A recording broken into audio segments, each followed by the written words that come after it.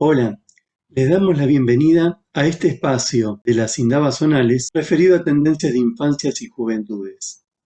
Mi nombre es Rodrigo y voy a acompañarlos con algunas preguntas disparadoras para alentarlos a que ustedes trabajen y descubran y reflexionen, compartiendo y consensuando entre todos a través de pequeños grupos que vamos a armar cuáles son las tendencias de infancias y juventudes de nuestra zona. Primero vamos a hablar del contexto social. Hoy transitamos un contexto incierto, se diluyen las certezas naturales que definen nuestros hábitos, estamos inmersos en un contexto de incertidumbre donde no logramos captar ni cuál es el alcance ni cuál es su profundidad. Esto genera incomodidad a nivel social y se traduce en descontento, porque se percibe como transiciones eternas donde no se resuelven las deudas sociales y entran en la agenda otra serie de factores que todavía no logramos entender cómo funcionan. La inteligencia artificial, la economía de vigilancia que luego explicaremos, el cambio climático, la pandemia y sus consecuencias, el desempleo, la pobreza, la suba del precio de los alimentos, las migraciones, la corrupción, la inestabilidad política. Es decir, la gente se ve abrumada por un conjunto de incertidumbres, injusticias y desigualdad. Y en esto, hablamos recién de inteligencia artificial, de economía de vigilancia, aparece lo que hoy se llama metaverso y virtualidad. Vivimos una modernidad líquida que como agua se nos escapa entre los dedos y se diluye el sentido de pertenencia social, creciendo el individualismo egoísta en un contexto donde crece exponencialmente la virtualidad. Vivimos en un universo paralelo cada vez más, especialmente las infancias y juventudes, que son absorbidos por las pantallas y las redes sociales. Entonces yo mencioné algunos términos que vamos a ampliar un poquito más. El primero es el que se llama economía de vigilancia. ¿Qué es la economía de vigilancia? Todo lo que nosotros hacemos en nuestro teléfono, en la pantalla, en internet, en las plataformas en general, queda registrado y de ahí se obtiene lo que se llama metadatos, es decir, pequeñas informaciones que son procesadas por algoritmos con una cierta lógica y a las que se les aplica una inteligencia similar a la inteligencia de las personas que llamamos inteligencia artificial. ¿Y para qué se usa esto? Se usa esta apropiación de tus experiencias para convertirlas en predicciones de consumo, es decir, para venderte, para bombardearte con consumismo, con ofertas que se expiran rápidamente, el famoso llame ya, y te imponen contra la pausa y la racionalidad, te imponen la inmediatez en la satisfacción a través de las plataformas virtuales. Esto no es gratis porque esto genera una lógica de consumismo desenfrenado donde uno consume para pertenecer, para tener la marca de ropa que está de moda, la marca de zapatillas, el auto de último modelo, y ese consumismo desenfrenado agota los recursos, que se consume mucho más de lo que se necesita. Y ahí, como nos dice Francisco en su encíclica Laudato Si, la casa común es saqueada, es apropiada de sus recursos sin darle tiempo a que pueda reponerlos. En este marco es necesario para que todo esto funcione dos elementos que mencionamos como virtualidad y egoísmo o individualismo. Las plataformas, subrepticiamente, subliminalmente, fomentan la sensación de que estamos seguros y nos aislamos. Por otro lado, nos infunden temor de salir a un mundo inseguro, donde nos bombardean con noticias de robos, de inseguridad, que por cierto existen, pero que son alimentados generando una grieta, un temor al diferente, el me salvo yo y no me importa el otro. Y esto, en el fondo, produce una desmotivación para cambiar las estructuras injustas, desviándonos la atención hacia estos placebos, hacia estos caramelos virtuales, hacia estas inmediateces en la satisfacción. Y entonces introducimos una palabrita, VICA, que es un anagrama de realidad volátil, incierta, compleja y ambigua. Volátil porque cambia continuamente. Nadie esperaba unos meses antes de marzo de 2020 que viniera una pandemia que nos encerrara a todos y paralizara. Y todas estas realidades volátiles, inestables, que aparecen, que además son inciertas, porque como no hay experiencia en situaciones similares, no se puede predecir hacia dónde van a transcurrir. Son complejas porque intervienen muchos factores. Como toda cuestión social, intervienen cuestiones económicas, cuestiones de la vida de las personas, cuestiones religiosas, cuestiones que tienen que ver con hábitos y además no hay una dirección clara. Hay señales ambiguas. Entonces, el desencanto que antes mencionábamos se vuelve agresivo y se traduce en descontento, en marchas, en movilizaciones, en rupturas del orden. Y este desencanto se traduce en un desencanto hacia las instituciones, hacia los símbolos y lenguajes que son asociados a los viejos tiempos, a las imposiciones del pasado, a un orden que no ha satisfecho las promesas que hizo y que se lo quiere cambiar. Pero como dice la conocida letra del rock, no sé lo que quiero, pero lo quiero ya. Entonces, las instituciones son incapaces de satisfacer eficazmente estas necesidades sociales que la población reclama. Esta incapacidad de satisfacer necesidades aumenta porque todo ocurre tan deprisa que no se pueden pensar respuestas a largo plazo. Y todas las respuestas son inmediatas, buscando esa satisfacción pasajera de la que antes mencionamos, que se traduce en asegurarse los votos para la próxima elección y no en construir un proyecto de país, un proyecto de desarrollo futuro a largo plazo. Claramente esta realidad rica que dijimos, volátil, incierta, compleja y ambigua, es aprovechada por los poderes financieros y de la economía de vigilancia para imponer sus prioridades. Ellos no son ingenuos, los primeros que entienden todos estos mecanismos, y a partir de eso impulsan su lógica del algoritmo y de la inteligencia artificial, ya no para apropiarse de las materias primas de la naturaleza, sino para usarnos a nosotros mismos como materia prima a través de todos esos pequeños granitos, semillitas que vamos dejando en nuestra interacción en los teléfonos, en internet, en las plataformas. El primer paso para poder actuar y dejar el mundo mejor de cómo lo encontramos es conocer esta realidad. Por eso decimos que la respuesta del movimiento Scout a las necesidades de infancias y juventudes pasa por una serie de tips. Algunos los vamos a mencionar acá, seguramente a ustedes se les van a ocurrir muchos más.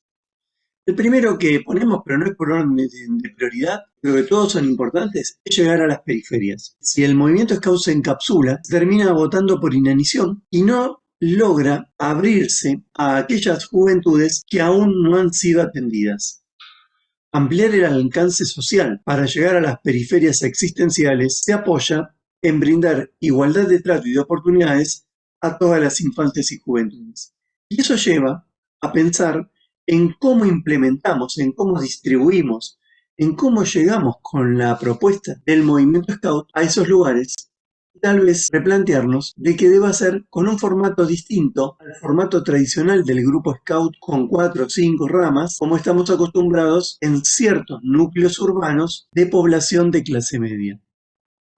La otra cuestión son los adultos adecuados. El encontrar esos voluntarios adultos que quieran llevar adelante esta propuesta se vuelve difícil en un contexto de individualismo, de egoísmo, de satisfacciones inmediatas, donde cada vez es más desafiante atraer, pero además retener a los voluntarios.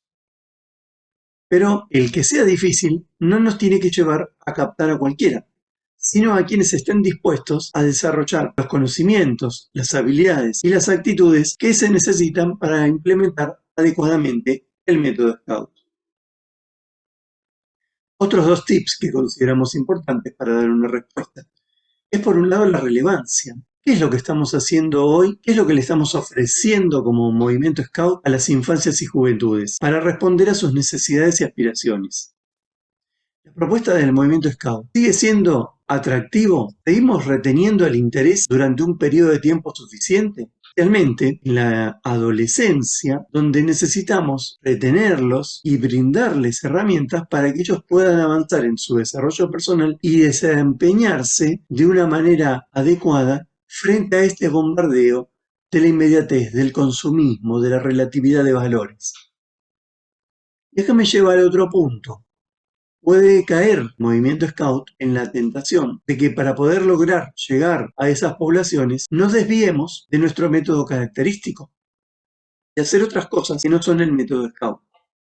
El desafío en este punto es no olvidar que somos un movimiento de educación no formal y que este movimiento de educación no formal usa un método único, que es el método Scout. Por eso es muy importante comprender en qué consiste el método Scout y aplicar integralmente, en forma coordinada, todos sus elementos, y no hacer como una selección de algunos y dejar de lado otros, porque eso desvía, trastoca, retuerce la idea original y deja de ser método Scout. De acá vamos a dos cuestiones que tienen que ver con nuestra relación con los otros. Por un lado, recordar siempre que el movimiento Scout tiene una naturaleza complementaria. Y entonces, frente al colapso de las instituciones sociales, de la familia, el descontento de la ciudadanía, Scout se puede ver tentado a asumir roles de otros. Pero no debemos perder de vista, como bien definía Baden-Powell, que el scoutismo complementa el aporte de otros agentes sociales como la familia, la escuela, las instituciones religiosas. Tenemos que reemplazarlos ni duplicar esfuerzos. Ocasionalmente, en ciertos entornos y situaciones, puede el movimiento Scout actuar subsidiariamente con ellos. Un ejemplo claro es, ante la emergencia de la pandemia, el plan de voluntariado Scout. Pero eso es, como decimos, una actividad subsidiaria. No debemos perder de vista nuestra función como movimiento de educación no formal. Y si bien se educa a través del servicio, no es el único elemento del método Scout, sino que hay muchos otros que juegan en conjunción. Y la otra cuestión que cada vez es más importante tener en cuenta son las relaciones y las asociaciones satisfactorias. Construir un mundo mejor no lo podemos hacer solos.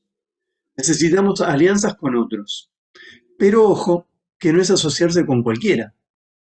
Las relaciones tienen que basarse en una asociación que respete la independencia del movimiento Scout, que no le imponga reglas externas y que además no tergiverse, no tuerza su carácter específico como movimiento educativo para las infancias y juventudes.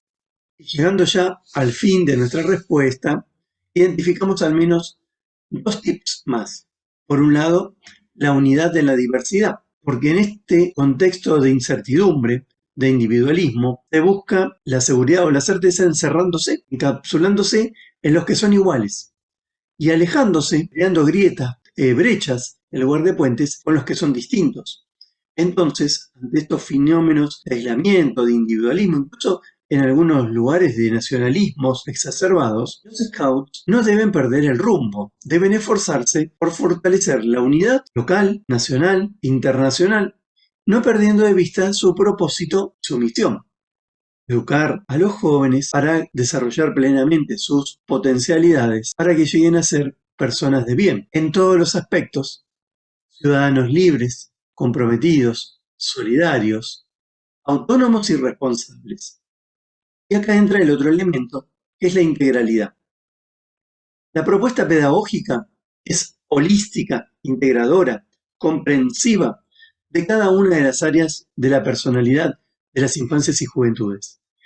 Y todas las áreas de crecimiento son transversales. No hay una que predomine sobre otras.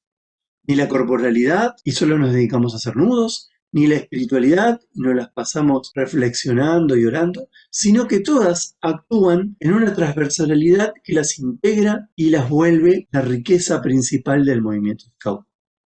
Bueno, señalados estos aspectos, para que esto no se haga largo, quiero dejar como mensaje de cierre el mensaje de Baden-Powell respecto de la empoderar infancias y juventudes. BP, en enero de 1912, en una de las publicaciones de la Gaceta, el BP Outlook, ahí les paso el vínculo por si a alguno después les interesa buscarlo, creo que está en inglés, pero la traducción sería: el movimiento Scout apuesta por el desarrollo del carácter, y eso, después de todo, es el atributo más importante para prevenir enfermedades sociales como la negligencia y el egoísmo. De esta frase de Baden-Powell, escrita hace ya más de 100 años, podemos rescatar dos elementos. el empoderar y el educar para la vida. Dos elementos que son el núcleo del sentido de lo que hacemos como movimiento Scout. Empoderar es educar para el pensamiento crítico, para que las infancias y juventudes no caigan en visiones simplistas, en tentaciones de la inmediatez, en tentaciones de los extremismos, en tentaciones que son justamente el adoptar ciegamente posturas extremas sin una reflexión previa desde los valores que como movimiento Scout proponemos. Y acá, el otro elemento que entra en juego es el educar para la vida, que seguramente les sonará porque ha sido lema de la asociación hace poco tiempo. Y estamos entonces hablando de lo que se llama competencias. Pero podemos resumirlo como emplear los conocimientos en contextos concretos para dar respuesta a desafíos reales. La UNESCO, la Organización de las Naciones Unidas para la Educación, la Ciencia y la Cultura, tiene varios documentos que ha hecho junto con las asociaciones de juventud más grandes, entre ellas el Movimiento Scout, donde define esta lógica de educar para la vida. Y entonces podemos sintetizar con una frase que Baden-Powell menciona en Guía para el Jefe de Tropa. En la parte 2, cuando habla de Scout a Ciudadano, el punto 4 que habla del servicio al prójimo, yo ahí puse el dibujito, Baden-Powell dice, el Scout es activo en hacer el bien y no pasivo siendo bueno. El Scout no es el niño ingenuo, tonto, que es buenazo nada más. El Scout es activo haciendo el bien. Somos un movimiento que demuestra andando, como decía Carlitos Balá, y esa actividad de moverse es la que nos lleva a buscar, a descubrir cada joven, cada niño, cada niña, tiene el potencial para cambiar las cosas. A su vez, la convicción del movimiento Scout es que somos todos iguales y a la vez cada uno es único. Y esto entra en lo que hablamos antes de empoderar a las juventudes, empoderar en la educación para la vida, pero empoderar para el cambio social. Queremos construir un mundo mejor y no ser simplemente espectadores de ese descontento, debemos hacer cosas, gestos solidarios, servicios.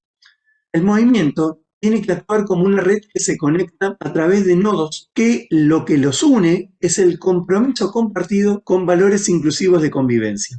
No segregamos a nadie, no dejamos afuera al diferente, al que piensa distinto, pero tampoco nos autosegregamos, no nos excluimos, no nos encapsulamos, no nos cerramos y dejamos afuera a los que creen o piensan en otra cosa. Porque el movimiento Scout no impone una visión hegemónica. El movimiento Scout sostiene ciertos valores, los defiende, pero fomenta la visión crítica, la empatía, el tratar de entender al otro. Y para eso tiende puentes, dialoga, reflexiona, sin renunciar a los valores que defiende, pero sí tratando siempre de ponerse en los zapatos del otro.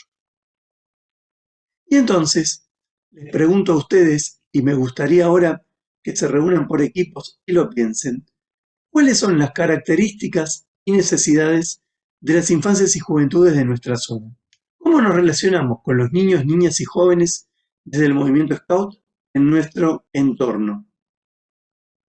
Los invito a dividirse por grupos, a elegir en ese grupo a un coordinador que va a tener como rol dar la palabra, facilitar que todos se puedan expresar y va a ser quien va a cerrar los consensos que van a ir volcando luego en una hoja de conclusiones.